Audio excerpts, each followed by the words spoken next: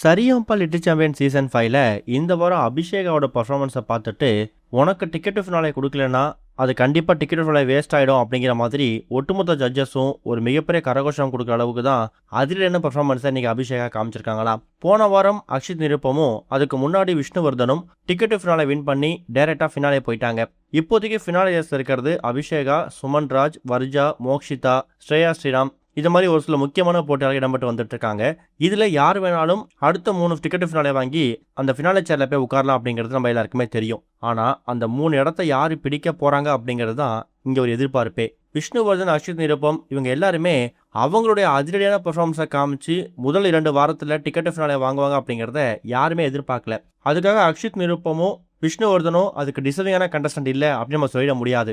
அவங்களும் சீசன் ஆரம்பிச்சிருந்து இப்போ வரைக்கும் பெஸ்ட்டை கொடுத்துருக்காங்க.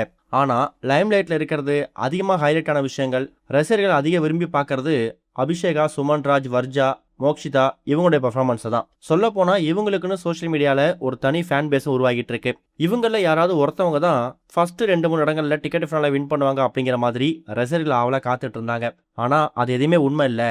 இது வரைக்கும் நீங்கள் எப்படின்னா பாடியிருக்கலாம். லிட்டில் சாம்பியன் சீசன் 5 ஆரம்பிச்சது இப்போ வரைக்கும் எல்லா வாரமும் கோல்டன் ஷவர் வாங்கியிருக்கலாம், பெஸ்ட்டை கொடுத்துருக்கலாம். ஆனால் டிக்கெட் ஃபினாலேயில் உங்கள் பர்ஃபார்மன்ஸ் எப்படி இருக்குது அப்படிங்கிறத பேஸ் பண்ணி தான் உங்களோட வெற்றி தீர்மானிக்கப்படும் அப்படிங்கிறத ப்ரூவ் பண்ணுற விதமாக அக்ஷித் நிருப்பமும் விஷ்ணுவர்தனும் அவங்களுடைய அதிரடியான பர்ஃபார்மன்ஸை கொடுத்து இப்போ டிக்கெட் ஃபினாலே வாங்கி சேரில் போய் உட்காந்துருக்காங்க.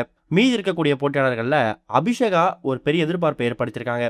காரணம் என்னன்னா, இந்த சீசன் ஆரம்பிச்சது இப்போ வரைக்கும் அபிஷேகா ஒரு வாரமும் அவங்களோட தனித்துவத்தை காமிச்சு வந்துட்டு இருக்காங்க. ஒரு சில பேர் அபிஷேகா டிசர்விங் கிடையாது, மற்றவங்களை கம்பேர் பண்ணும்போது அபிஷேகா சுமாராக தான் பாடுறாங்க அப்படின்னு சொன்னாலும் அந்த விமர்சனத்தை ஏற்றுக்கிட்டு அதுக்கு அடுத்த வாரமே கடந்த வாரத்தை விட பெஸ்ட்டாக கொடுக்குறவங்க தான் அபிஷேகா. அப்படி தான் பல வாரங்கள் அவங்களுக்கு கோல்டன் ஷவர் கிடச்சிருக்கு. வரக்கூடிய ஜட்ஜஸ் எல்லாருமே எழுந்து போயிட்டு அபிஷேகாவை பாராட்டுற அளவுக்கு பல வாரம் பெர்ஃபார்மன்ஸ் கொடுத்துருக்காங்க. விஜயாண்டியன் அவர்கள் ஒரு சுற்று வந்திருந்தப்ப அபிஷேகா ஸ்டேஜுக்கே போயிட்டு ஒரு மிகப்பெரிய ஆப்பர்ச்சுனிட்டியை கொடுத்துருந்தாரு. அந்த அளவுக்கு அபிஷேகா தனக்குன்னு ஒரு பெர்ஃபார்மன்ஸை இதில் உருவாக்கி வச்சிருக்காங்க. அப்படிப்பட்ட அபிஷேகா இந்த டிக்கெட் ஃபினாலேவை இந்த வாரம் வின் பண்ணுவாங்களா, அடுத்த இருக்கக்கூடிய 3 ஸ்லாட்டில் எந்த ஸ்லாட்டில் போய் அவங்க உட்காருவாங்க அப்படிங்கிற மாதிரி நம்ம காத்துட்டு இருந்தோம்.